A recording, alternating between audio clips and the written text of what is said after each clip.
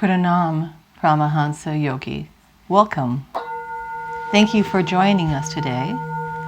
And what would you like to discuss?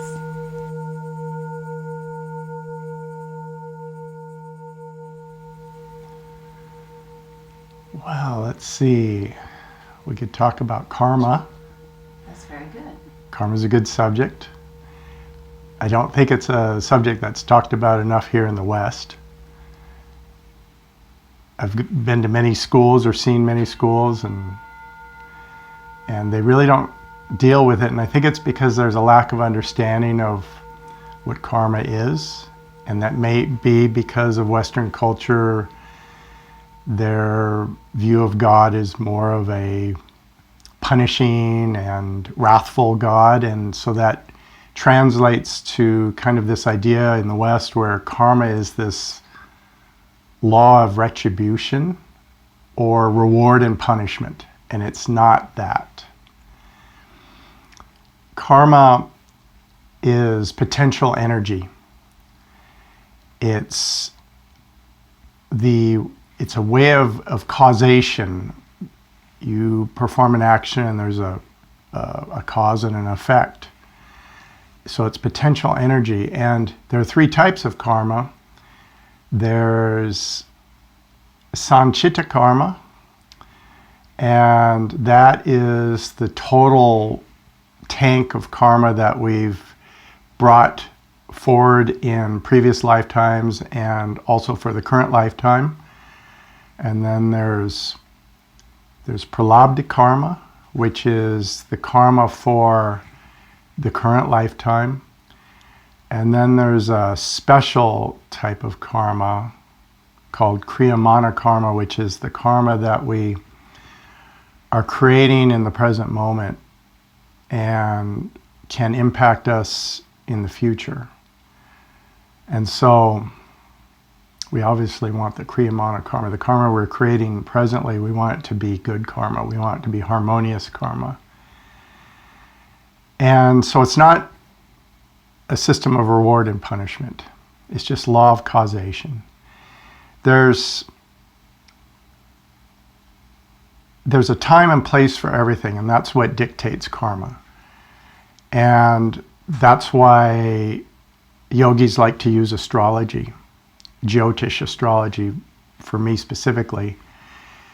And with that, you can utilize a very valuable tool to see what's coming. And it also allows you to see what's in the past, because people are unaware of a lot of their actions. And so they're performing actions in the material world and they have no awareness of what they're doing. There is two qualities that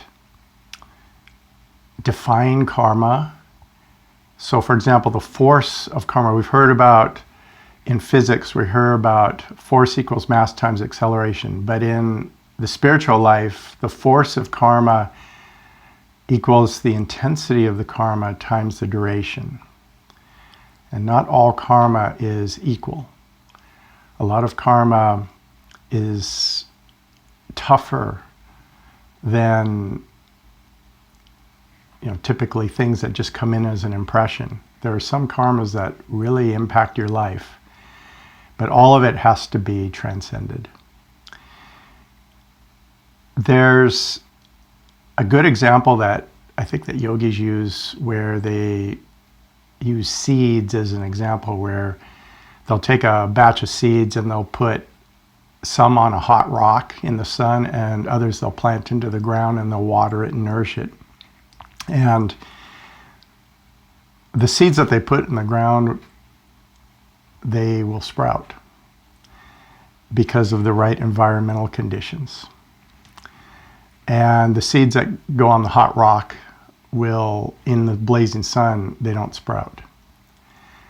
And that's a great example of karma, because karma, at least what we deal with in the physical plane, are seeds that are contained within the astral body within each of the 6 chakras, each 6 chakra levels, I should say. And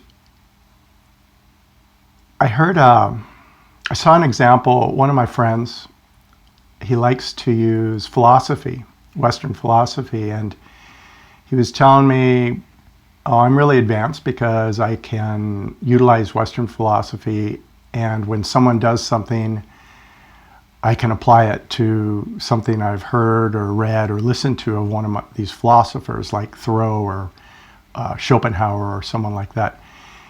And to me, personally, that's really an ineffective way to use a mystical spiritual practice, because that's all external. And what we really want to do is look internally into our own lives and our own self.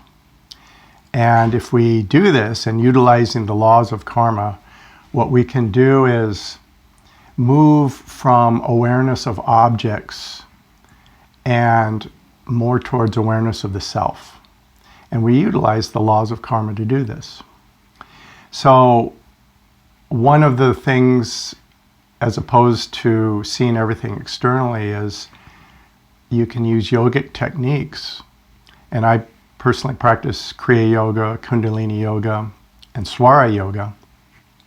And these tools that you can learn in the yogic path allow you to see karma in advance before it manifests. And the ideal situation is to not have it manifest. So for example, if you have a karma where you're going to drown, then you take the appropriate steps to stay away from water, stay away from swimming. Something that's very simple like that. But among these tools we've talked about astrology, there could be palm reading, there's meditation, dream symbols. Most yogis like to keep a dream journal, and they try to associate the symbols that they see in dreams that recur from time to time and see how they manifest in the physical world. And another technique is to neutralize karma that's already manifested. And of course, you have to keep into mind the force equals intensity times duration. So if you want to neutralize karma, you have to come at it with a spiritual awareness and force equal to the intensity times the duration of that karma.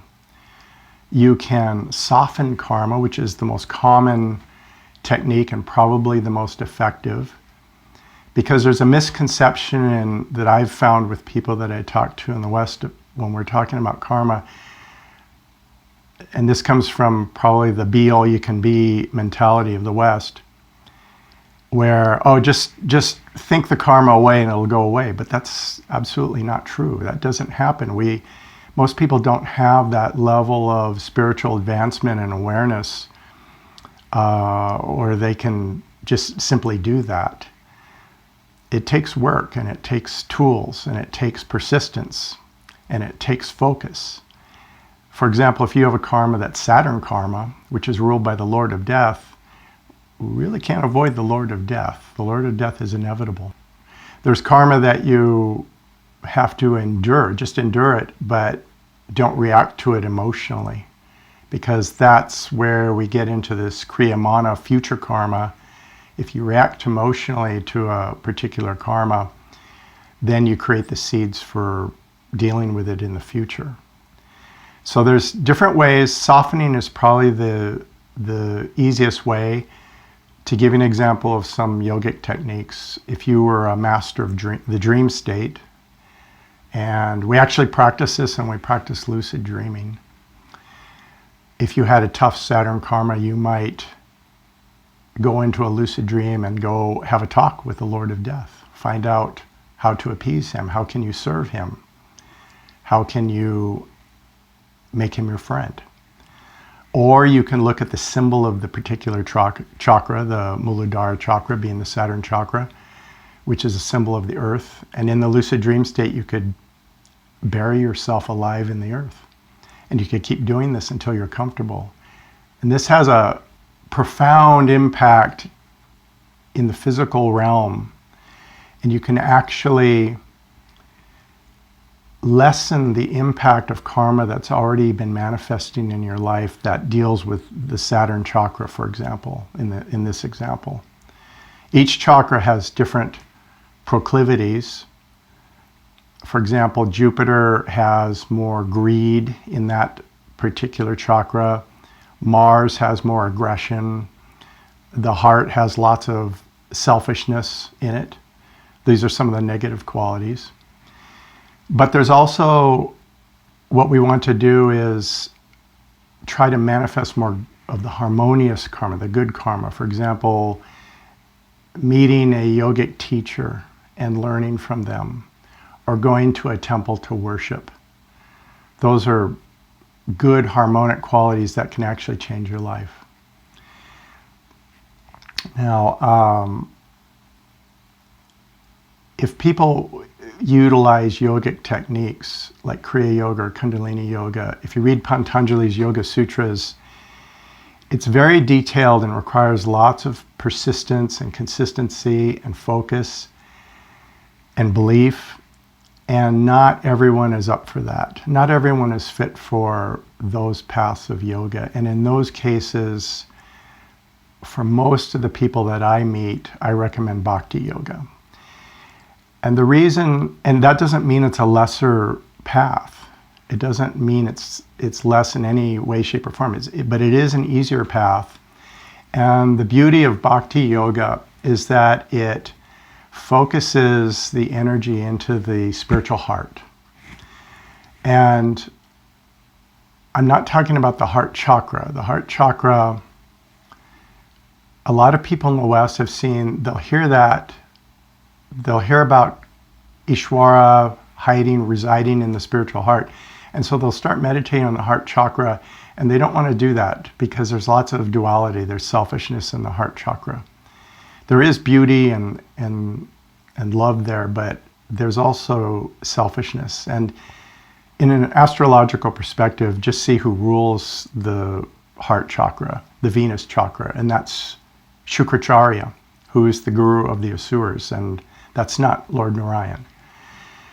But there is a place in the heart called the spiritual heart, and that's where Bhakti eventually focuses the energy into. Even the yogis who practice Kundalini or Kriya Yoga,